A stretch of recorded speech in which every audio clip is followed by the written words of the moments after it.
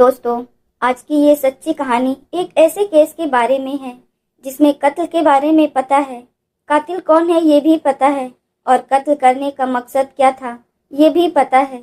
यानी सारे सबूत मिल जाते हैं, लेकिन इस केस में ना तो कोई मुकदमा होता है, ना ही कोई सुनवाई हुई और ना ही कोई और कार्रवाई हुई और ये केस हमेशा के लिए बंद कर दिया गया। पूरी घटना की सच्चाई को जानने के लिए हमारे साथ आखिरी तक बने रहें। वीडियो में आगे बढ़ने से पहले हमारे चैनल को सब्सक्राइब और वीडियो को लाइक करना बिल्कुल ना भूलें और समाज में हो रही ऐसी दिल दहला देने वाली घटनाओं से रूबरू होते रहें ताकि आप भी सावधान रह सकें। आइए अब आपको बताते हैं इस घटना के बारे में। ये सच्ची घटना कर्नाटक राज्य के चिकमंगलुरु जिले की है। यहाँ कदूर नाम की जगह पड़ती है। कदूर के लक्ष्मी नगर एरिया में एक छोटी सी फैमिली रहती थी। ये बात है सन 2020 की। इस फैमिली को चलाने वाले हैं क्रिस रेवंत। इनकी उम्र 35 साल के तकरीबन है और इनकी पत्नी कविता बिंदु 21 साल की थी। उनके 2 बच्चे भी थे, 6 साल का बेटा और दूसरी 6 महीने की बेटी। घर के मुखिया क्रिस रेवंत एक डॉक्टर थे, डेंटिस्ट थे। इनका कदूर में ही बिरूर नामक जगह पर खुद का एक क्लिनिक था। इनकी पत्नी एक हाउसवाइफ थी और इनका बड़ा बेटा जिसने अभी स्कूल जाना शुरू ही किया था। घर में सब कुछ ठीक चल रहा था, फाइनेंशियल कंडीशन भी ठीक थी। लेकिन फिर अचानक 17 फरवरी 2020 को शाम के 8:30 बजे के आसपास डॉक्टर रेवंत अपने बेटे को साथ लिए हुए क्लिनिक से घर पर आते हैं। घर के मेन गेट के सामने ही कार पार्किंग के लिए कार शेड बना हुआ था। डॉक्टर रेवंत अपने बेटे को लेकर कार से घर पर आए थे। शाम का समय था, अंधेरा हो चुका था, लेकिन घर के अंदर कोई भी लाइट नहीं जल रही थी। ये देखकर रेवंत को थोड़ा अजीब लगा। फिर वो बाहर की लाइट को ऑन करते हैं और जैसे ही उन्होंने लाइट ऑन की तो उनकी नज़र डोरमेट पर पड़ती है। उन्होंने देखा कि बाहर कार सेट के पास ही कार के डोरमेट से कवर किया गया है। ऐसा लग रहा था जैसे कोई चादर डालकर सो रहा हो। डॉक्टर रेवंत को थोड़ी हैरानी हुई कि ये कौन है। डॉक्टर रेवंत पास जाकर डोरमेट को हटाते हैं और जैसे ही उन्होंने डोरमेट को हटाया तो उनके मुंह से चीख निकल जाती है। उनकी चीखों पुकार को सुनकर आसपास के लोग भी आ जाते हैं और सामने का मंजर देखकर उन लोगों के भी होश उड़ जाते हैं, क्योंकि वहां पर डॉक्टर रेवंत की पत्नी कविता बिंदु की लाश पड़ी थी। उनके गले पर कट लगाया गया था, बाहर खून भी बिखरा हुआ था। लोग ये देखकर समझ गए थे कि उनकी मृत्यु हो चुकी है। फिर डॉक्टर रेवंत रोते बिलखते हुए घर के अंदर जाते हैं। घर के अंदर लाइट को ऑन करते हैं। जब घर के अंदर की लाइट ऑन हुई तो उन्होंने देखा कि घर का सारा सामान इधर उधर बिखरा पड़ा है। बेडरूम की हालत भी खराब है और अलमारी भी खुली हुई है। उसका लॉकर भी खुला हुआ है। फौरन रेवंत को कुछ खटकता है। वो अलमारी को चेक करते हैं, फिर बाहर आकर कविता के शव को देखते हैं। वो समझ गए कि घर में चोरी हुई है। अलमारी से गहने गायब हैं और जो कविता ने गहने पहन रखे थे वो भी गायब हैं। घर में करीब 115 ग्राम सोने के गहने और कुछ कैश रखा हुआ था, लेकिन अब सब कुछ गायब था। गहने और कैश को लेकर करीब 4 लाख की चोरी हुई थी। आसपास के लोगों ने रेवंत को बोला कि पुलिस को फोन कर दो। रेवंत पुलिस को कॉल करता है। कदूर पुलिस स्टेशन से एक टीम डॉक्टर साहब के घर पर पहुंचती है। पुलिस ने पूरे घर को अच्छी तरह से देखा। कविता के गले को धारदार चीज से काटा गया था। घर का सामान बिखरा पड़ा था।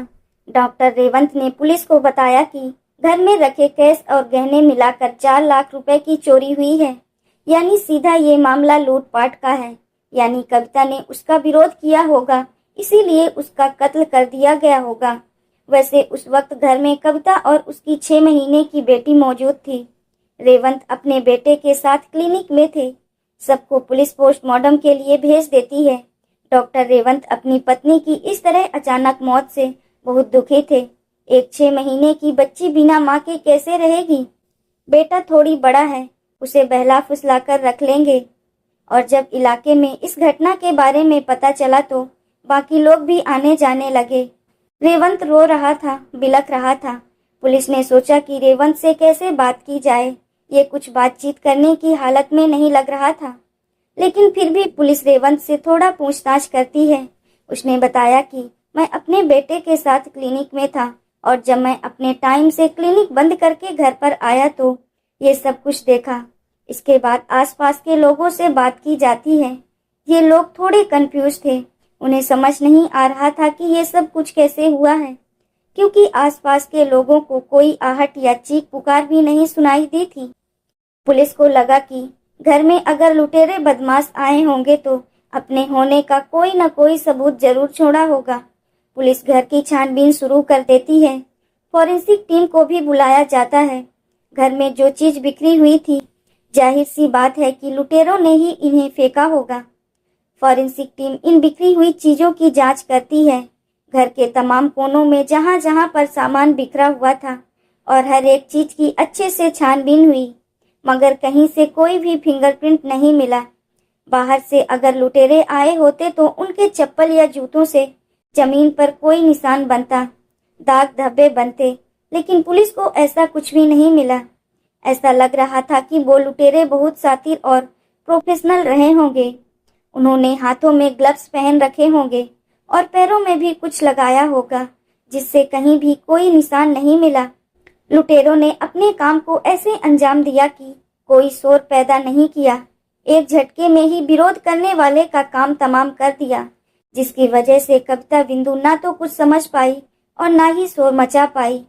कुल मिलाकर घर के अंदर से लुटेरों की मौजूदगी का कोई सुराग नहीं मिला। और फिर अगला दिन शुरू होता है। घर पर रिश्तेदार भी आने लगे थे। डॉक्टर रेवंत का रो रो कर बुरा हाल था। पुलिस अपनी तफ्तीश में जुटी हुई थी। शहर के सुपरिटेंडेंट ऑफ पुलिस भी घटना स्थल पर पहुंचते हैं और आसपास के तमाम सीसीटीवी कैमरास की फुटेज को चेक किया गया। शाम 8 बजे सारे फोटोज मंगवाए जाते हैं। इसके बाद 17 फरवरी की दोपहर डॉक्टर रेवंत के फोन के सीडीआर यानी कॉल डिटेल की जांच भी की जाती है। इन 2 दिनों में कविता की पोस्टमार्टम रिपोर्ट भी आ जाती है। पोस्टमार्टम रिपोर्ट में वही बताया गया कि गले पर धारदार चीज से वार किया गया है और ज्यादा खून बह जाने की वजह से कविता की मौत हो गई है। पोस्टमार्टम रिपोर्ट में कविता की मृत्यु का समय 17 फरवरी की शाम 4 बजे से 4:30 बजे के आसपास बताया गया। साथ ही रिपोर्ट में कुछ और चीज भी मेंशन की गई थी, जैसे कविता की नाभि के पास 2 और निशान मिले थे। ऐसा लग रहा था कि यहाँ पर कोई इंजेक्शन लगाया गया होगा। आगे रिपोर्ट जांच में पाया गया कि इंजेक्शन के जरिए कविता को एनेस्थीसिया के शॉट दिए गए थे। एनेस्थीसिया का इस्तेमाल आमतौर पर डॉक्टर सर्जरी के वक्त करते हैं। इसे इंसान के जिस अंग में भी लगाया जाता है वो अंग शून्य पड़ जाता है। शरीर में खून का बहाव कम हो जाता है, नींद भी आने लगती है। जब डॉक्टर सर्जरी करते हैं तो शरीर से खून कम निकलता है और इससे दर्द का एहसास भी कम होता है। यही एनेस्थीसिया कविता को भी दिया गया था। यानी जो लोग लूटपाट करने के लिए आए थे, क्या वो इतने जानकार और प्रोफेशनल रहे होंगे? और जब महिला बेहोश हो गई तो उन लोगों को सामान लूट कर चले जाना चाहिए था, लेकिन उन्होंने कत्ल क्यों किया? और अगर कत्ल किया भी तो फिर एनेस्थीसिया क्यों दिया? अगर कोई भी आम लुटेरा घर में लूटपाट करने आता है तो वो सामान लूटकर घर से चला जाता है। अगर वो ज्यादा ही खूंखार हो तो घर वालों को चोट भी पहुंचाता है, क्योंकि उनको भागने की जल्दी होती है। और ये तो कोई भी बता सकता है कि घर की कीमती चीजें अलमारी के लॉकर में ही होती हैं। लेकिन इन लुटेरों ने घर में इतनी तोड़फोड़ क्यों की? हालांकि इस इलाके के लोग घुल मिलकर रहते थे। आसपास में क्या हो रहा है ये सबको पता रहता था। आखिर उन लोगों को लुटेरों के बारे में कैसे पता नहीं चला? उन्हें कोई आहट या आवाज क्यों नहीं सुनाई दी? जिस तरह से घर के अंदर सामान बिखरा हुआ था उसकी काफी आवाज आनी चाहिए थी। और सीसीटीवी के अनुसार दोपहर करीब 2:30 बजे के आसपास डॉक्टर रेवंत अपने बेटे को स्कूल से लेकर आए थे। बेटे ने स्कूल ड्रेस पहना हुआ था और कुछ समय के बाद ये अपने बेटे को फिर से लेकर कार से चले गए। जैसा कि बयान था कि वो क्लिनिक गए थे। इसके बाद डॉक्टर रेवंत के अलावा घर में कोई शख्स आता जाता नहीं दिखा। और जब घटना के 4 दिन बीत जाने के बाद भी पुलिस को कोई भी सुराग नहीं मिला, लेकिन वारदात वाले दिन तो पुलिस डॉक्टर रेवंत से पूरी तरह से पूछताछ नहीं कर पाई थी। अब पुलिस को लगा कि अब घर का माहौल थोड़ा ठंडा हो गया होगा। तो 21 फरवरी को पुलिस ने रेवंत को कदूर पुलिस स्टेशन में पूछताछ करने के लिए बुलाया। घर पर भी रिश्तेदारों से पूछताछ की प्रक्रिया शुरू होती है। पुलिस को डॉक्टर पर भी थोड़ा शक था, क्योंकि एनेस्थीसिया के शॉट्स प्रोफेशनल तरीके से कविता को दिए गए थे। क्योंकि रेवंत डॉक्टर भी था, जो कि एक डेंटिस्ट था, तो उसके पास एनेस्थीसिया रहा भी होगा। सीसीटीवी के अनुसार इसके अलावा घर में कोई बाहर से आते जाते नहीं दिखा। वैसे 21 फरवरी को भी डॉक्टर रेवंत अपनी बीवी की मौत के सदमे से उभर नहीं पाए थे। उनकी तबीयत भी ठीक नहीं थी, क्योंकि पत्नी की मौत के बाद से ना तो ये ठीक से कुछ खा पी रहे थे और ना ही ठीक से सो पाए थे। डॉक्टर रेवंत पर पुलिस का शक करना गलत भी हो सकता था। डॉक्टर रेवंत अपना बयान दर्ज कराने के लिए पुलिस स्टेशन आते हैं। उन्होंने बताया कि उस दिन ये अपने बड़े बेटे के साथ क्लिनिक में थे। कविता का कत्ल लुटेरों ने ही किया होगा। घर से 4 लाख रुपए का सामान और कैश लूट कर ले गए हैं। उन्होंने ये कत्ल शाम 6:45 से 8:15 के बीच में ही किया होगा, क्योंकि शाम के 6:15 के आसपास कविता ने मुझे कॉल किया था। 8:15 बजे के बाद मैं घर पहुंचा था। इसी समय के दौरान ये कत्ल हुआ होगा। लेकिन कविता के पोस्टमार्टम के रिपोर्ट के अनुसार कविता की मौत 4:30 बजे के आसपास हुई थी। पर यहाँ रेवंत कोई और ही टाइम क्लेम कर रहा था। बयान देने के बाद पुलिस ने कहा कि अब आप जा सकते हैं, लेकिन आपको कल फिर आना होगा और हम जल्द ही कातिल को पकड़ने की कोशिश करेंगे। इसके बाद डॉक्टर रेवंत वहां से चला जाता है। अब अगले दिन यानी 22 फरवरी को पुलिस रेवंत का इंतजार कर रही थी, पर वो पुलिस स्टेशन नहीं आता है। शाम का समय हो गया, लेकिन रेवंत पुलिस स्टेशन नहीं आया। रेवंत तो पुलिस स्टेशन नहीं आया, लेकिन पुलिस को किसी अनजान व्यक्ति का फोन आता है। फोन करने वाले ने बताया कि कदूर के बंदी कोपरो रेलवे गेट के पास थोड़ी ही दूर किसी का शव पड़ा हुआ है। फौरन पुलिस मौके पर पहुंचती है। सबको देखा जाता है और देखते ही पुलिस पहचान गए थे कि ये सब किसका है। ये सब डॉक्टर रेवंत का था। यहाँ पर डॉक्टर के परिजनों को बुलाया जाता है। उन्होंने भी चेहरे और कपड़ों से पहचान लिया कि ये रेवंत है, और रेलवे फाटक के पास ही रेवंत की कार भी खड़ी थी। घटना स्थल पर जो लोग मौजूद थे, पुलिस उनसे पूछताछ करती है कि ये हादसा कैसे हुआ है। लोगों ने बताया कि जब फाटक बंद था और ट्रेन तेजी से आने लगी तो अचानक ही ये आदमी रेलवे ट्रैक पर कूदकर ट्रेन के सामने आ जाता है। जब तक हम कुछ कर पाते ट्रेन आई और उसके ऊपर से निकल गई। वहां पर मौजूद लोगों के अनुसार रेवंत ने आत्महत्या की थी। रेलवे पुलिस स्टेशन में केस दर्ज किया जाता है। पहले से ही उनकी बीवी कविता के कत्ल का केस कदूर पुलिस स्टेशन में चल रहा था। अभी 5 दिन पहले ही कुछ लुटेरों ने उनकी बीवी का कत्ल कर दिया था। आज यानी 5 दिन बाद पति ने भी जान दे दी। आखिर उसने ऐसा क्यों किया?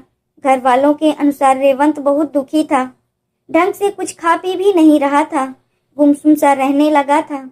उसे अपनी बीवी के जाने का बहुत दुख हो रहा था, इसलिए दुख को बर्दाश्त ना कर सका होगा और अपनी जान दे दी। इस घटना से रेवंत के प्रति लोगों की हमदर्दी और ज्यादा होने लगी कि अपनी बीवी से इतना प्यार करता था। उसके जाने के बाद वो जीवित नहीं रह सका।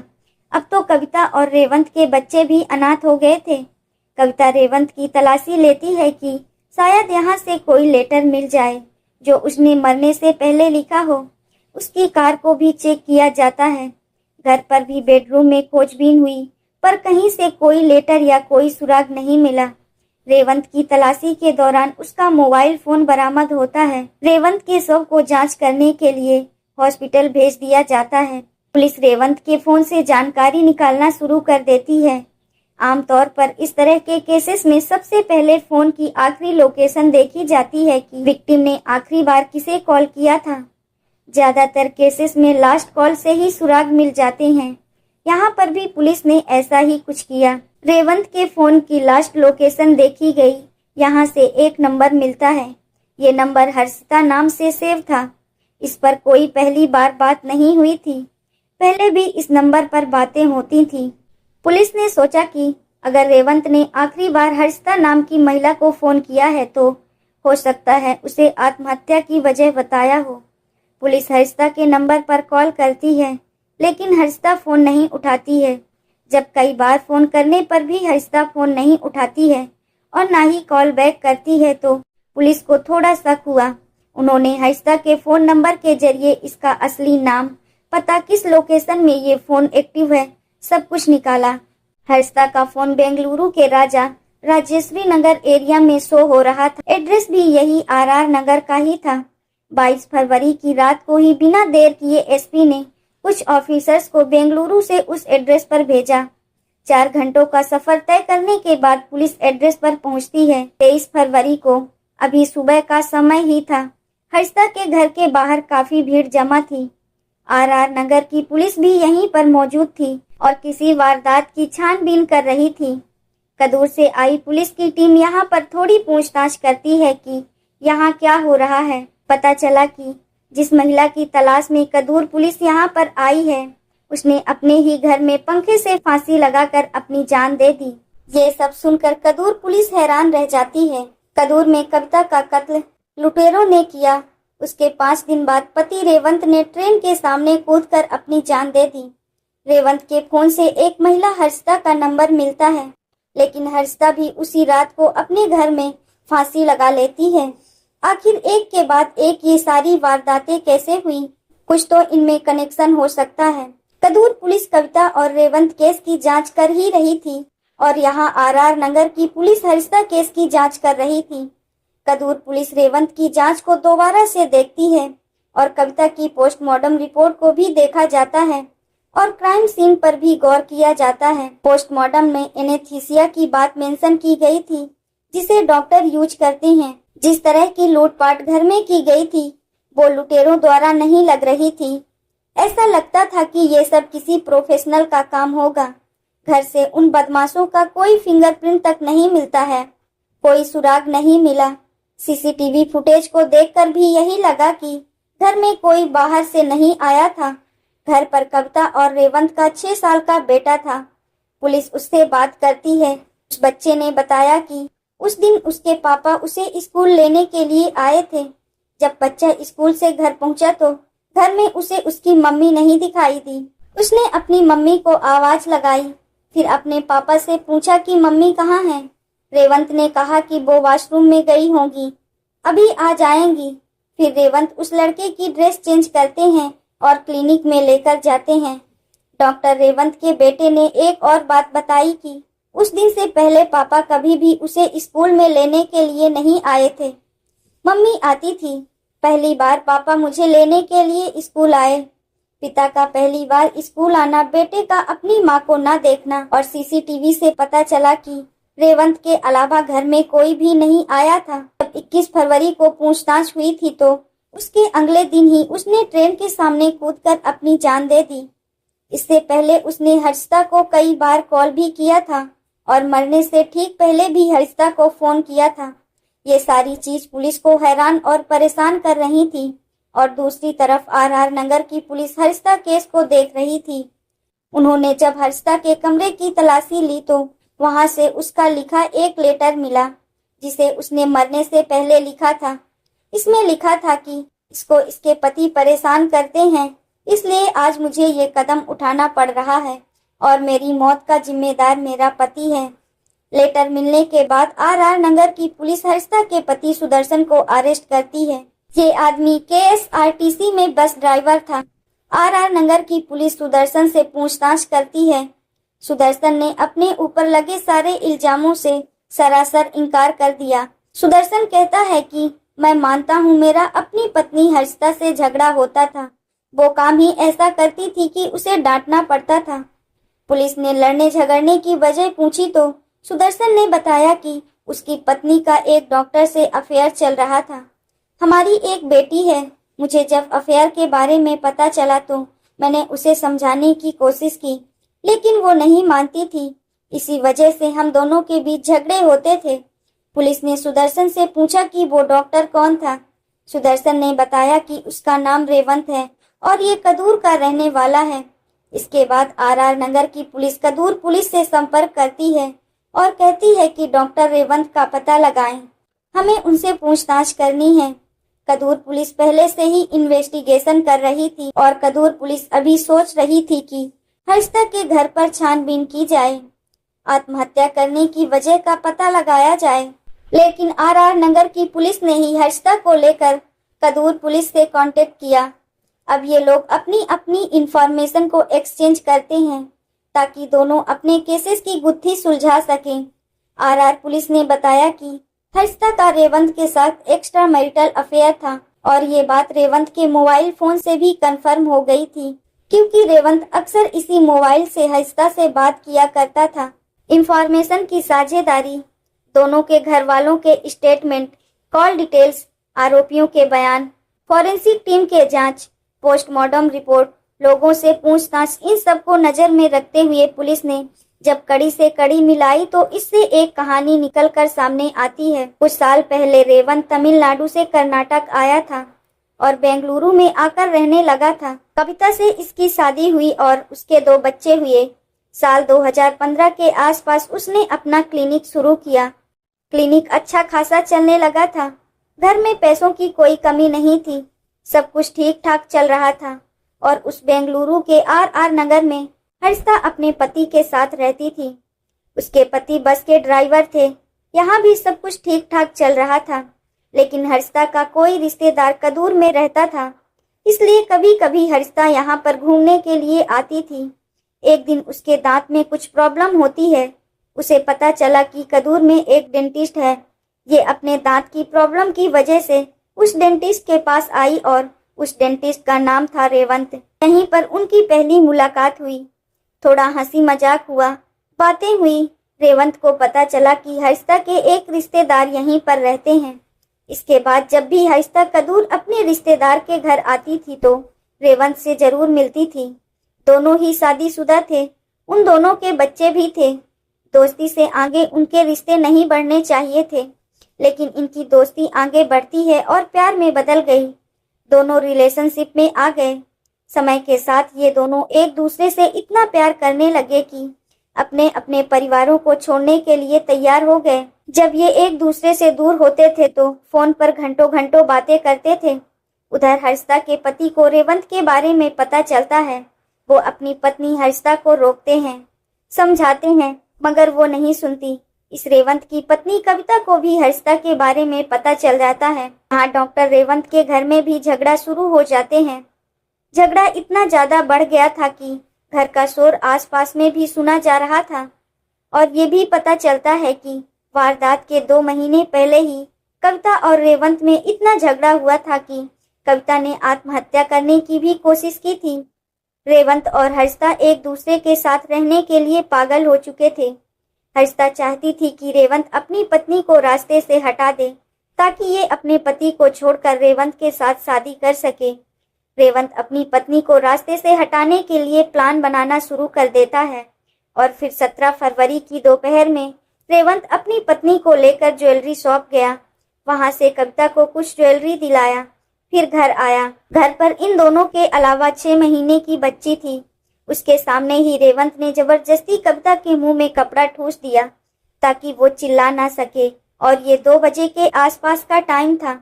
रेवंत ने पहले ही एनेस्थीसिया के इंजेक्शन तैयार कर रखे थे। उसने उन इंजेक्शन को कविता के पेट में नाभि के पास लगा दिया। कुछ ही पलों में कविता बेहोश हो जाती है और फिर रेवंत कविता को घसीटते हुए कार शेड के पास ले गया जहां पर गाड़ी पार्क होती थी। यहीं पर रेवंत कविता के गले पर धारदार हथियार चलाता है। खून धीरे धीरे बह रहा था क्योंकि कविता एनेस्थीसिया की वजह से बेहोश थी। रक्त को जमीन पर फैलने से रोकने के लिए रेवंत ने डोरमेट से बॉडी को ढक दिया और डोरमेट से ढकने से पहले ही रेवंत ने कविता के सारे गहने उतार दिए थे। इसके बाद घर में रखे गहने और कुछ कैश यानी 4 लाख का सामान किसी बॉक्स में पैक करके घर से निकल जाता है। अब बेटे को स्कूल से लाने का टाइम हो रहा था। रास्ते में ही इसने गहनों को कोरियर करवा दिया। रेवंत इन गहनों को हर्षिता के एड्रेस पर भिजवाता है। 18 से 19 फरवरी तक वो गहने उसके घर पर पहुंच गए। 17 फरवरी की दोपहर में गहना पार्सल करने के बाद रेवंत बेटे के स्कूल जाता है। वहां से बेटे को लेकर घर आता है और घर आते ही बच्चे को उसकी मम्मी दिखाई नहीं दी। बच्चा अपनी माँ को आवाज लगाता है। थोड़ी देर के बाद रेवंत अपने बेटे को क्लिनिक ले गया। घर से निकलने से पहले रेवंत अपने बेटे को कार में बैठाकर वापस घर के अंदर जाता है और सारा सामान बिखेरता है, अलमारी खोलता है, थोड़ी तोड़फोड़ भी करता है। ये सब कुछ उसकी 6 महीने की बेटी के सामने हो रहा था। फिर वो बेटे को लेकर कार से क्लिनिक आ गया, क्योंकि कविता कार के सेट के पास बेहोश पड़ी हुई थी। उसके गले से खून बह रहा था और कुछ घंटे के बाद उसकी मौत हो गई। पोस्टमार्टम के अनुसार करीब 4:30 बजे के आसपास उसकी मौत हुई।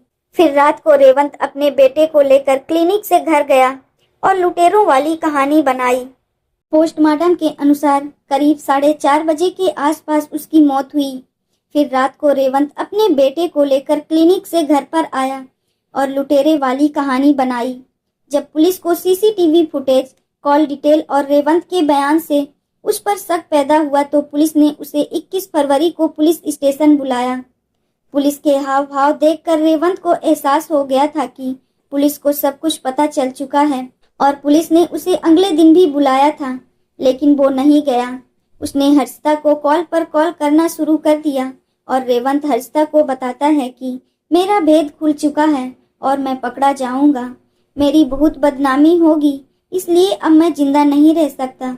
रेवंत अपनी जान देने से पहले भी हर्षिता को कॉल करके बताता है कि वो खुदकुशी करने जा रहा है और फिर रेवंत ने ट्रेन के सामने कूदकर अपनी जान दे दी। उधर हर्षिता भी डर जाती है कि रेवंत की वजह से ये भी पकड़ी जाएगी, क्योंकि हर्षिता की वजह से ही कविता का कत्ल हुआ था। कुछ देर के बाद उसे फोन भी आया, लेकिन हर्षिता फोन नहीं उठाती है। अब ये भी सोचने लगती है कि क्या किया जाए। समाज का डर और भेद खुलना, बेइज्जती होने के डर से उसने भी अपनी जान देने का फैसला कर लिया। और फिर हर्षिता एक नोट तैयार करती है जिसमें वो अपनी खुदकुशी का दोषी अपने पति को ठहराती है। फिर हर्षिता रात 8 बजे के करीब पंखे से लटक कर आत्महत्या कर लेती है। जब रात को उसके पति सुदर्शन घर पर आते हैं, उन्होंने देखा कि दरवाजा अंदर से लॉक है। खटखटाने पर भी दरवाजा नहीं खुलता तो हर्षिता को कॉल भी करते हैं, लेकिन वो कॉल नहीं उठाती। इसके बाद सुदर्शन आस पड़ोस में जाकर बताते हैं और पुलिस को सूचना दी जाती है और फिर हर्षिता की आत्महत्या की वारदात सामने आती है और वहां से एक लेटर भी मिला। 25 फरवरी को हर्षिता के कमरे से वो गहनों का पैकेट भी मिला जिसे रेवंत ने पार्सल किया था। इस तरह से इस केस में पुलिस ने कत्ल का खुलासा तो किया, कातिल का भी पता किया, कत्ल का कारण भी ढूंढ निकाला, सबूत भी मिल गए। लेकिन अब मुकदमा किस पर किया जाए, क्योंकि कातिल ने आत्महत्या करके अपनी जान दे दी और हर्षिता जिसकी वजह से ये सब कुछ हुआ उसने भी अपनी जान दे दी और फिर इस केस को यूं ही पुलिस को बंद करना पड़ा। लेकिन रेवंत और हर्षिता की वजह से 2 परिवार के बच्चे पूरी तरह से अनाथ हो गए। एक बेटी ने अपनी माँ को खो दिया। रेवंत की माँ अब दोनों बच्चों का ख्याल रख रही है। कविता के भाई प्रवीण ने कहा है कि अगर बच्चों का ध्यान रखने में उन्हें कोई दिक्कत आती है तो वो हमें सौंप सकती हैं। और प्रवीण ने यह भी कहा कि अगर रेवंत की माँ भी हमारे साथ रहना चाहें तो वो भी रह सकती हैं। हम अपनी माँ की तरह उनका भी पूरा ख्याल रखेंगे। दोस्तों, इस घटना को सुनाने का उद्देश्य किसी का दिल दुखाना नहीं है, किसी को परेशान करना नहीं, बल्कि आपको जागरूक करना है, आपको सचेत करना है। दोस्तों, इस पूरी घटना के बारे में आपकी क्या राय है, कमेंट बॉक्स में जरूर बताएं। और अगर आपने अब तक चैनल को सब्सक्राइब नहीं किया है तो हमारे चैनल को सब्सक्राइब कर लीजिए।